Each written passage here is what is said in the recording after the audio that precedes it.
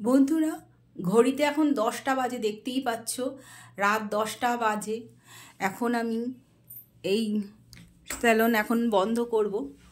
এত রাত হয়ে গেল, আর ভাল লাগছে না শরীরটা, যা গরম পড়েছে। মানে এসি বন্ধ করলেই ব্যাস সব শেষ। মানে ভীষণ এখন যা গরম, তো কেউরও মানে লোকে যতক্ষণ পার্লারে আমি আছি ততক্ষণ ঠিক আছে, যেই পার্লার বন্ধ করবো ব্যাস মানে নিজে মানে ঘরের পর্যন্ত আমি ঢুকতে আমার কষ্ট হয়। এই দরজাটা তোমরা দেখতে পাচ্ছ, এটা আমার ঘরের দিকে দরজা, এটা আমার স্যালুন ঘরে এটা। এবার এখান দিয়ে গেলেই মানে ওইটুকুনি ঘরে ঢুকবো, তাতেই মনে হচ্ছে ভীষণ গরম, আর ঢুকতে পারবো না।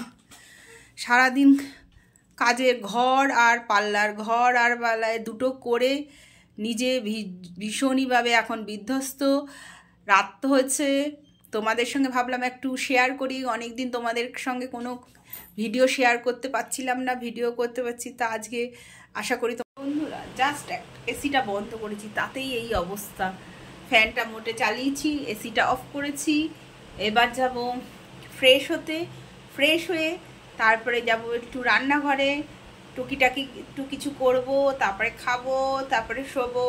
শুরু হবে আবার একটা নতুন দিন, আবার নতুন কাজ করব। তা তোমাদেরও নিশ্চয়ই সবাই যে যার কাজে সবাই এখন যে সবাই কিছু না কিছু করো তোমরা বন্ধুরা। আশা করি তোমরা মেয়েরা যেসব আমার বন্ধুরা আছো, মেয়ে বন্ধুরা, তারা সবাই জানি কেউ না কেউ কিছু না কিছু করো। তা সবারই তাই ঘর, তারপরে যার যেখানে কাজের জায়গা সেখানটাও তাদের সামলাতে হয়। তা আমাকেও সেইভাবে সামলাতে হচ্ছে। তবু জানো তো, তোমাদের সব কিছু করার পরও মেয়েদের একটু বদনাম আছে। তোমরা কি করো, আমরা কিছুই করি না। তা কিছু করি না, তাই সই, কি আর বলবো। সবারই তো এরকম, আমার মতন সবাই বলবে যে কিছু করি না। আমাকে তো বলেই আমার বরটা ভীষণ বাজি। তারপরে তোমাদেরও নিশ্চয়ই সেই রকমই পরিস্থিতি আমার মতন। তা আমি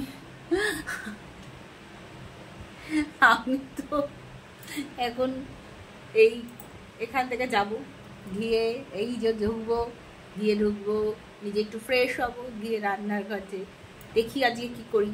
তা তোমরাও সেরকম। তাহলে দেখা হচ্ছে, গুড নাইট আজকের মতন, বাই।